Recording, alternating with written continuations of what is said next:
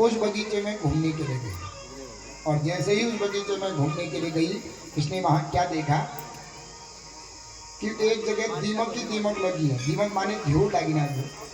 तो दीमक के अंदर देखा तो दो जुगनू जैसे दिखे उसको, दो लाइट जैसे बल्ब जल रहे छोटे छोटे। तो उनके मन में कुछ देखने की उत्कंठा हुई कि आखिर ये क्या है। ये मिट्टी के ढेर के अंदर एक चमक रहे हैं, ये क्या है। तो गृहीत्वा कंटकम तीक्ष्णम परमाणा कृशोदरी, उसने गृहीत्वा कंटकम एक कांटा पकड़ के जैसे उस दीमक के अंदर डाला। तो वो कौन थे, वो चमन ऋषि तपस्या कर रहे थे, उनकी आंखें थी तो वो अंदर डाली दोनों जगह, तो आंखें फूट गई उनकी। और कुछ रक्त गिरने लगा, हल्का हल्का रक्त गिरने लगा। और थोड़ा थोड़ा कहराने की माने रोने की आवाज आ करके, ज्यादा तो कुछ हुआ था, शरीर कमजोर हुआ था, हल्की हल्की कहराने की आवाज आ गई। वो भयभीत हो गई कि क्या हो गया कि दीमक के अंदर से रक्त आने लगा और कोई रोने की जैसी आवाज आ रही है, हल्के से कहराने की। मैंने कोई पाप तो नहीं कर दिया, कोई अधर्म तो मैंने नहीं कर दिया। सादृष्टा मुनिना बाला समीपस्था क्रतोद्यमा विचरन्ति सुखे शांता मनमथस्यैव कामिनी। तो वो कन्या भयभीत हो गई, लगता है मैंने कोई अधर्म कर दिया है। दौड़ी दौड़ी अपनी सखियों से भयभीत होकर के और राज्य में जब आ गई तो च्यवन मुनि का अपमान करने के कारण क्या हुआ, राजा के राज्य में जितने भी पशु थे, राजा के सैनिक थे, सबका मलमूत्र रुक गया। अब न कोई मूत्र त्याग पा रहा है, न कोई मल त्याग पा रहा है, तो सारे पीड़ित हो गए। सारे घोड़े हाथी जितने भी राजा के पशु पक्षी हैं, सेना है, सब ये विकार उत्पन्न हो गया और मलमूत्र कोई त्याग ही नहीं पा रहा है। तो सब दुखी हो गए, सब बीमार हो गए। सारी प्रजा रोने लगी, चिल्लाने लगी, राजा कहाँ जाए, न जाने क्या हो गया, किसके श्राप हो गया, किसने जो है ऐसा कर दिया। राजा बड़ा दुखित हो गया कि आए दिन देख रहा अनेक घोड़े मर रहे हैं, अनेक हाथी मर रहे हैं, अनेक जो है प्रजा तो दुखित हो रही है, उससे प्रजा मरने लगी तड़प तड़प करके।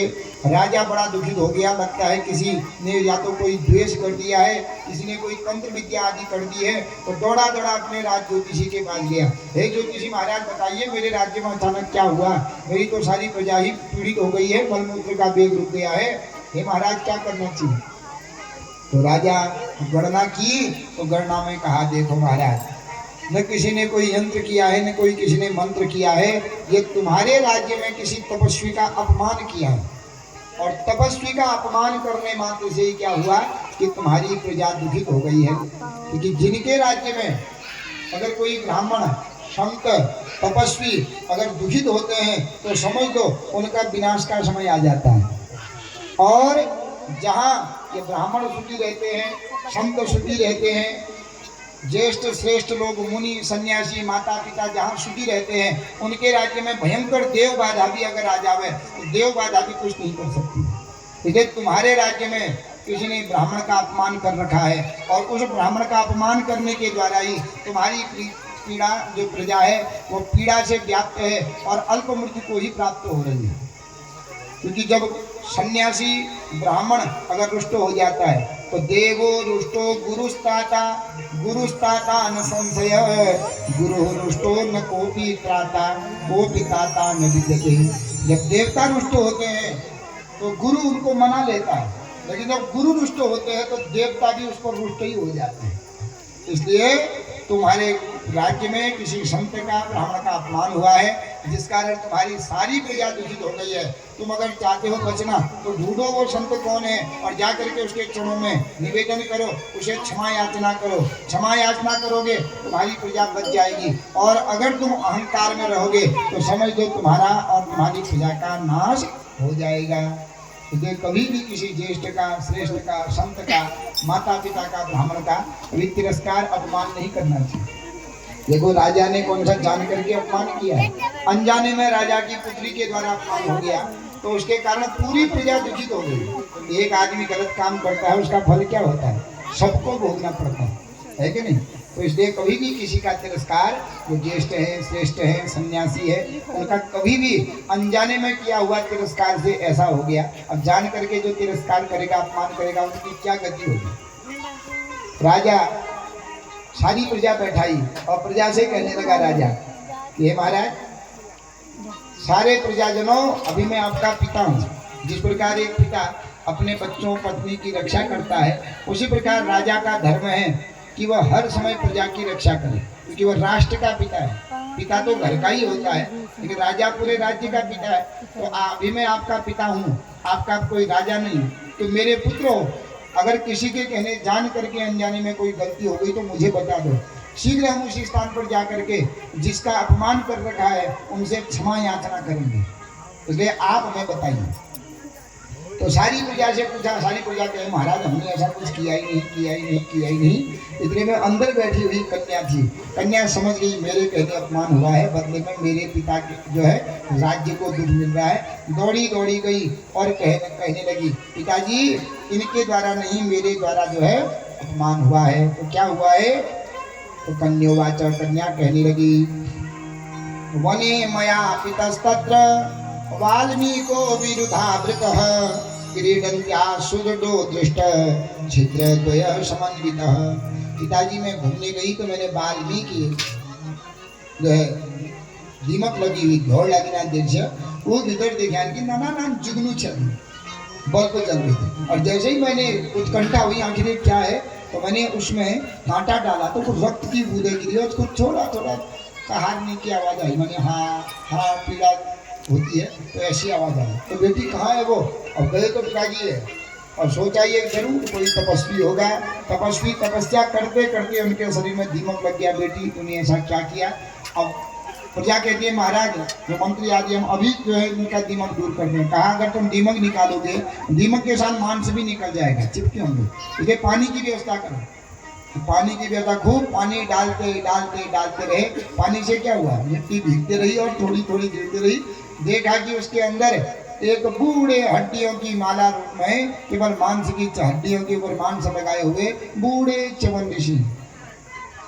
तो राजा ने उनको वहां से उठा करके सुंदर आसन पर बैठाया और चरणों में जो है दंडवत करके प्रणाम करने लगा कि प्रणम्य दंडवत भूमो राजां तम भार्गवं प्रति तुष्टाव विनयोपेत तमुवाच कृतांजलि अक्रो पुत्र्या मम महाभाग क्रीडन्त्या दुष्कृतं कृतम् अज्ञानात् बालया ब्रह्मन् कृतं तच्छन्तुमर्हसि। दंडवत प्रणाम करके कहता है महाराज, पुत्र्या मम महाभागा, हे महाराज मेरी जो पुत्री थी मैं तो समझ रहा था बहुत भाग्यवाली होगी, राजा के घर में होती, लेकिन वो बड़ी अभागी निकली कि उसने आप जैसे दिव्य संत का अपमान कर दिया। इसलिए महाराज उसने जानबूझ के नहीं किया। क्रीडन्त्याम खेलते हुए दुष्कृतम कृतम, ऐसा दुष्कर्म कर दिया है। अज्ञानात् बालया ब्रह्मन्, अज्ञान के कारण बाल्यावस्था में कर दिया महाराज। तच्छन्तुमर्हसि, आप उससे संतुष्ट हो जाइए, क्योंकि जो साधु संत होते हैं कैसे होते हैं? अक्रोधना हि मुनयो भवन्तीति मया श्रुतं तस्मात् तत्त्वपि बालाया क्षन्तुमर्हसि साम्प्रतम्। क्योंकि जो संत होते वो कैसे होते हैं? वो अक्रोधना ही भवन्ति मुनयो, जो क्षमावान होता है वो क्रोधी नहीं करता। और संतों का हृदय कैसा होता है? राजा कहते हैं महाराज मैंने सुना है वेद पुराण शास्त्रों में कि जो क्रोधी होता है वो संत नहीं होता, और जो नम्र होता है नवनीत के समान जो होता है वही संत होता है, क्योंकि संत का हृदय नवनीत के समान होता है। नवनीत माने नौनी, मक्खन। कैसा मक्खन? जो कल बनाया ताजा मक्खन, बड़ा वो होता है ना जब फ्रीज में रख करके जम जाए भी, तो जो कोमल होता है नवनीत। अभी निकालो मक्खन, कितना कोमल होता है वो। तो सबसे कोमल क्या होता है? मक्खन ही तो होता है। और इस मक्खन से कोमल कौन होता है? संत का हृदय उस मक्खन से भी कोमल होता है। संत हृदय नवनीत समाना, संत हृदय नवनीत समाना, संत हृदय नवनीत समाना, संत हृदय नवनीत समाना।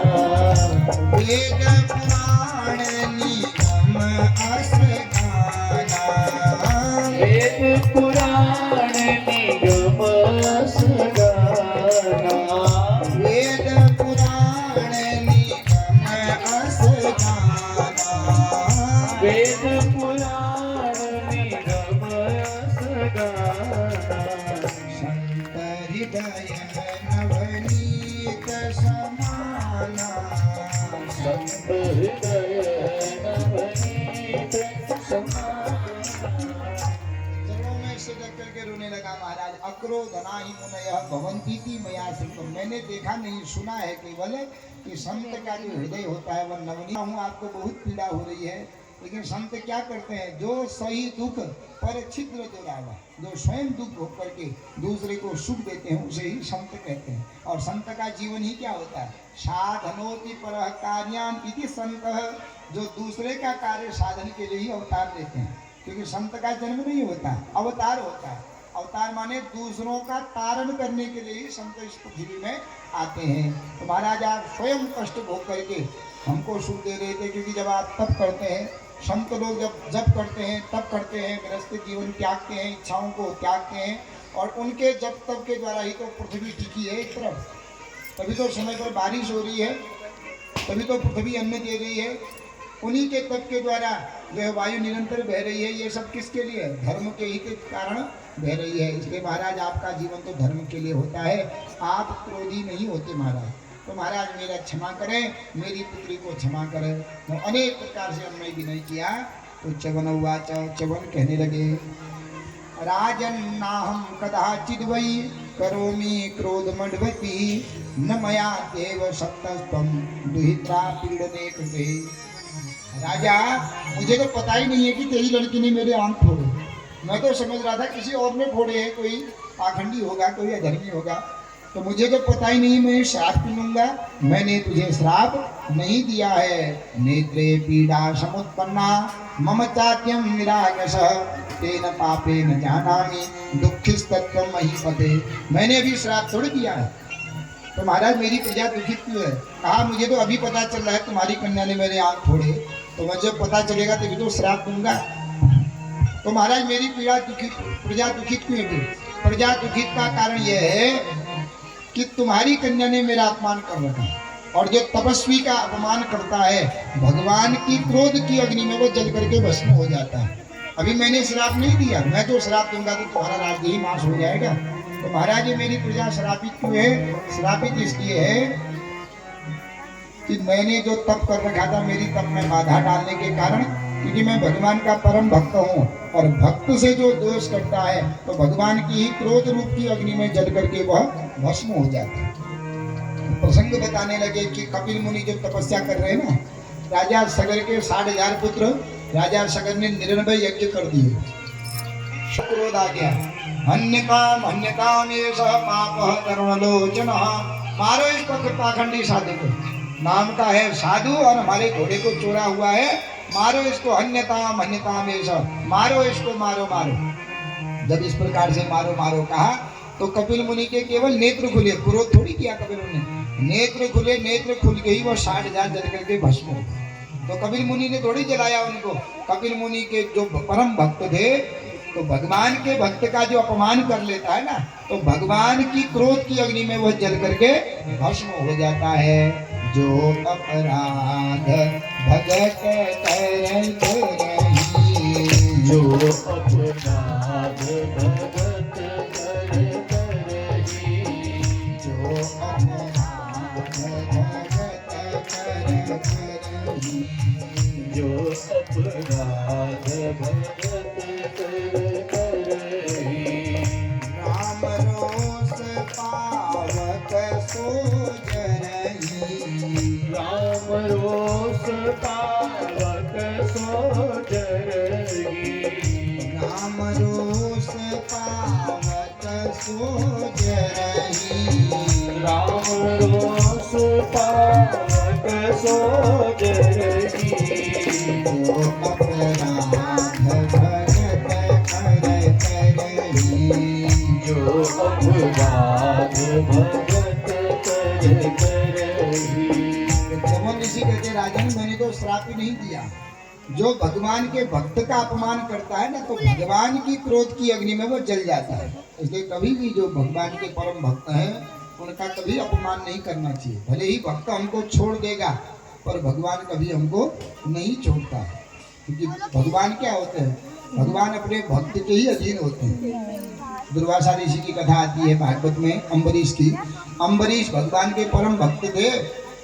एक दिन दुर्वासा ऋषि आए द्वादशी के दिन, तो इन्होंने मन में विचार किया कि दुर्वासा आए हैं और एकादशी का पारण करेंगे। दुर्वासा ऋषि ने कहा महाराज आप बहुत अच्छा दिन है, द्वादशी का दिन है, एकादशी का पारण करना आपका भोजन नहीं होगा। उन्होंने कहा ठीक है, मैं अभी तपस्या करने जा रहा हूँ।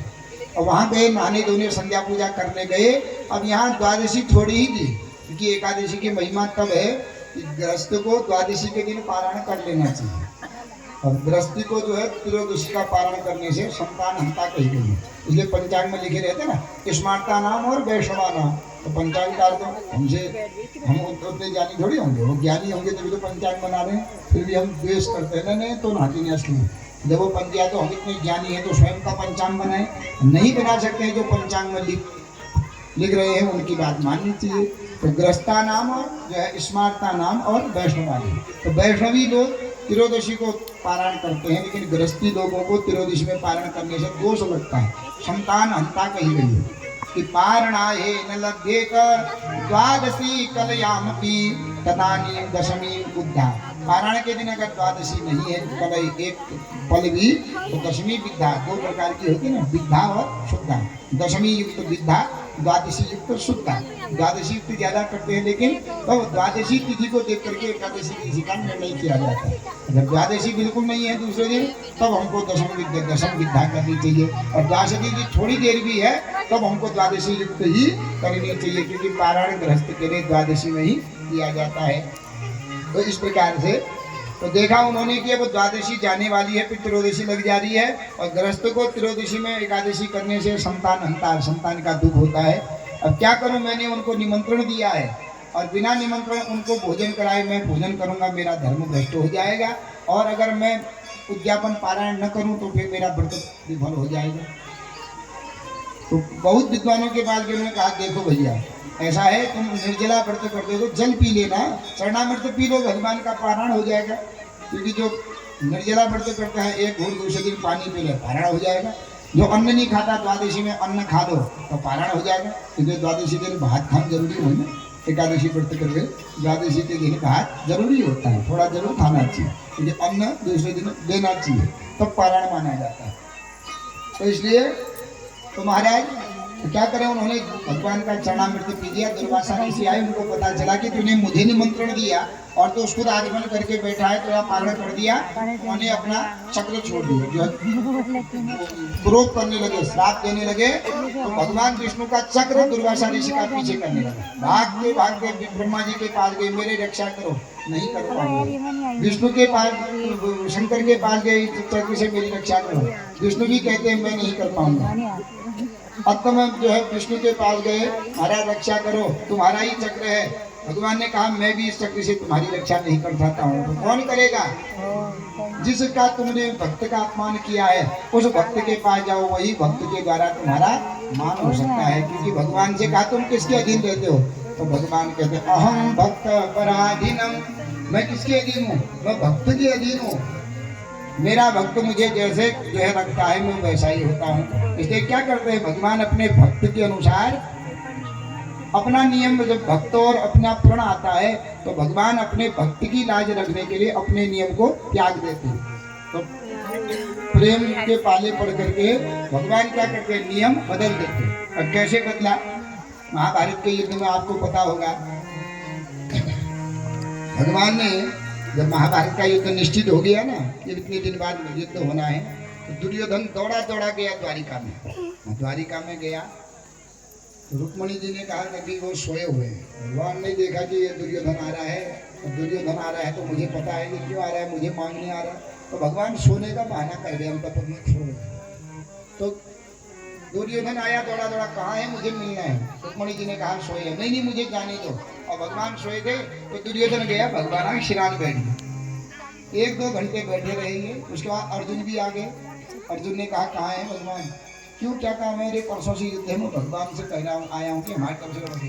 रुक्मणी ने कहा तुम्हारा काम गया, आप तुम्हारी तरफ से नहीं। क्यों? तुमसे पहले तो दुर्योधन आके बैठा है, 3 घंटा पहले आ गया, तो जाने के दो।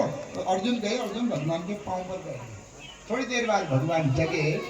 तो भगवान अब पढ़ना आदिम जब उठो लो फुटान जाली दी गया श्रान जाली फुटाने देखो तो अर्जुन को देखा। अरे अर्जुन कब आए? तो कहता अर्जुन से तो 3 घंटा पहले मैं आया। दुर्योधन कहता क्यों आए हो? हमारा युद्ध है 3 दिन बाद, तुमको हमारे कब से युद्ध करना पड़ेगा, मैं तुमको मांगने आया हूँ।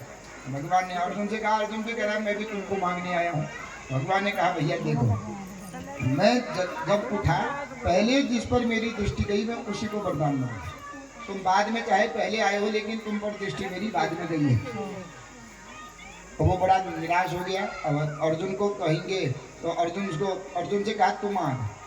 अब ये दुर्योधन समझने लगा अर्जुन से मांग लेंगे तो अर्जुन कहाँ कहेगा फिर मेरे को, अर्जुन तो भगवान ही को मांग लेगा। भगवान ने कहा निराश न हो, मैं एक प्रण लेता हूँ।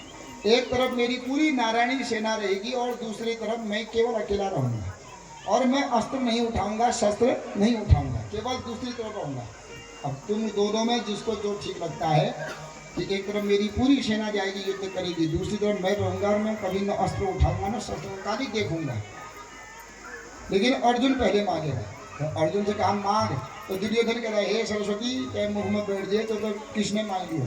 तो कृष्ण थापनहीन गोबर गणेश किधर झुंड न तो अस्त्र पकड़ न शस्त्र पकड़ न लड़, तो खाली ठड़ीन देखन कमाई देख रही। तो अर्जुना मुँह में बैठ गया। सरस्वती बैठ जाना कि किससे मुँह में ऐसा आ जाए कि कृष्ण मांगे।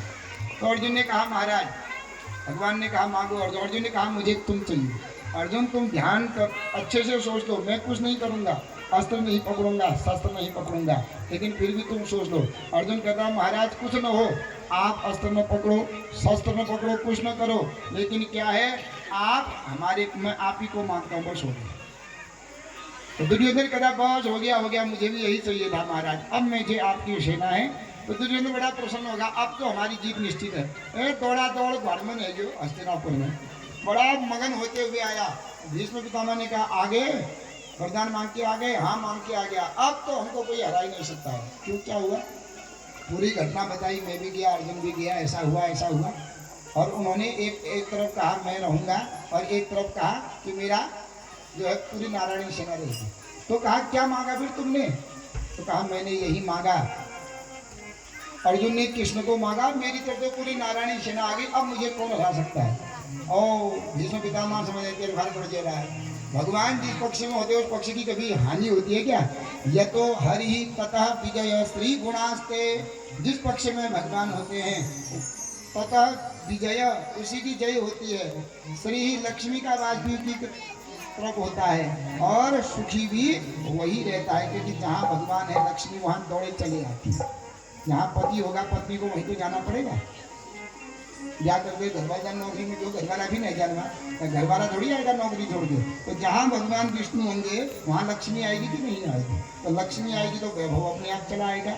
और जहाँ भगवान रहते हैं वहाँ सारे देवता अपने आप चले आते हैं, तो सारा फल अपने आप जीत विजय अपने आप वहाँ हो जाती है। तो इसलिए जब भीष्म पितामह ने सुना कि भगवान ने कहा मैं अस्त्र नहीं उठाऊंगा, शस्त्र नहीं उठाऊंगा, तो भीष्म पितामह ने भी संकल्प ले लिया कि मैं भी अगर गंगा का पुत्र होऊंगा, बाल ब्रह्मचारी होऊंगा, तो मैं भी अपनी गंगा की सौगंध खा के कहता हूँ, माँ की सौगंध खा के, अगर महाभारत के युद्ध में कृष्ण के द्वारा अस्त्र नहीं उठा दिया गया तो मैं भी गंगा का सच्चा पुत्र नहीं होऊंगा, मैं अपना जीवन समाप्त कर दूंगा। संकल्प ले लिया। अब जैसे ही महाभारत का युद्ध होने लगा, अब एक तरफ भगवान का प्रण अस्त्र शस्त्र नहीं उठाऊंगा, दूसरी तरफ भक्त है भीष्म पितामह, उनका प्रण कि मैं अस्त्र जरूर उठवाऊंगा।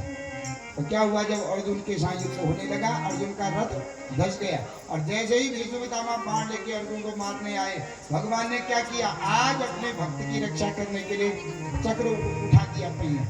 जैसे ही पहिया उठा दिया, भीष्म पितामह ने बाण छोड़ दिया और कहा दिया जय हो महाराज, आज अपने भक्त की रक्षा करने के लिए आज अपने प्रण को तोड़ देते हो। इसलिए कहते हैं क्या, प्रबल प्रेम के पाले पड़ कर, प्रबल प्रेम के पाले पड़ कर, प्रबल प्रेम के पाले पड़ कर, प्रबल प्रेम के पाले पड़ कर, प्रभु को नियम बदलते देखा, प्रभु को नियम बदलते देखा, हरि को नियम बदलते देखा, देखा हरि को नियम बदलते देखा। अपना मान टले टल जाए अपना मान टले टल जाए अपना मान टले टल जाए अपना मान टले टल जाए भक्त का मान न टले देखा भक्त का मान हो चलते देखा भक्त का मान न टले देखा भक्त का मान न टलते देखा।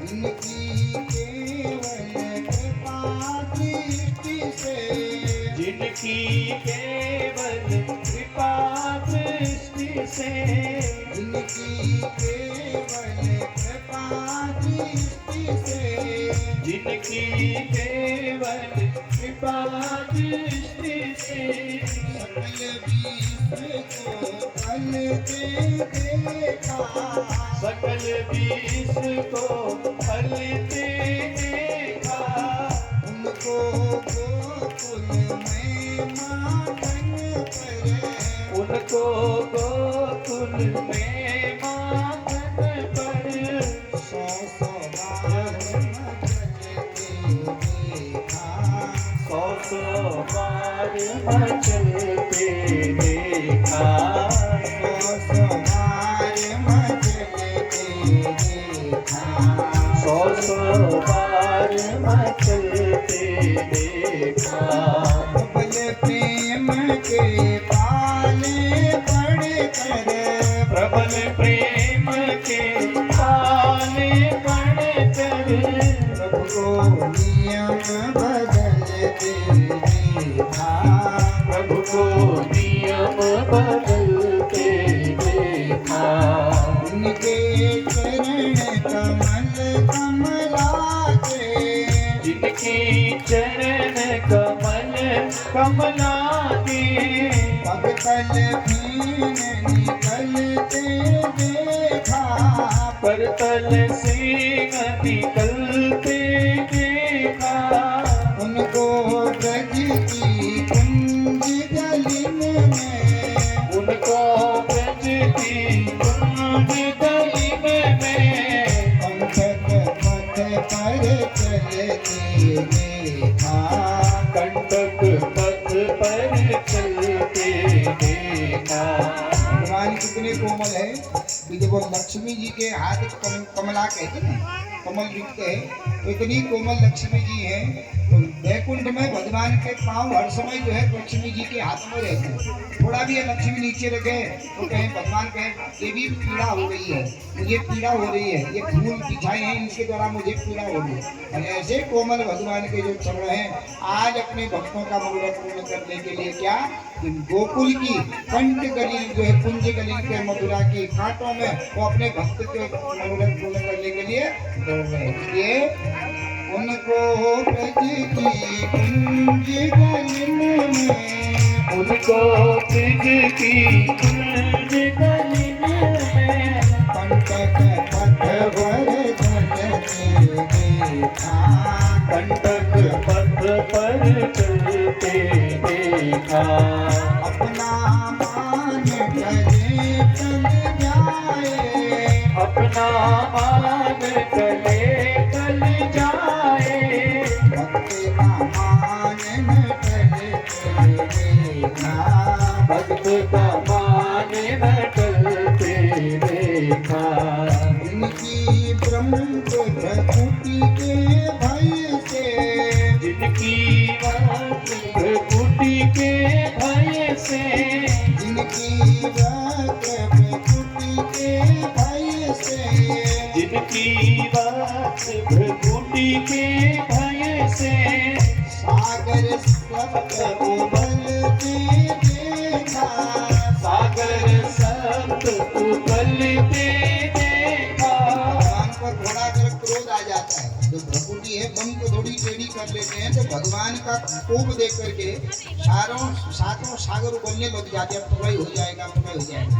वही भगवान क्या, उनको यशोदा के भय से, उनको माँ यशोदा के भय से, उनको माँ यशोदा के भय से, उनको माँ यशोदा के भय से, अश्रु बिंदु मृग ढलते देखा, अश्रु बिंदु मृग ढलते देखा, अश्रु बिंदु मृग ढलते देखा, अश्रु बिंदु मृग ढलते देखा।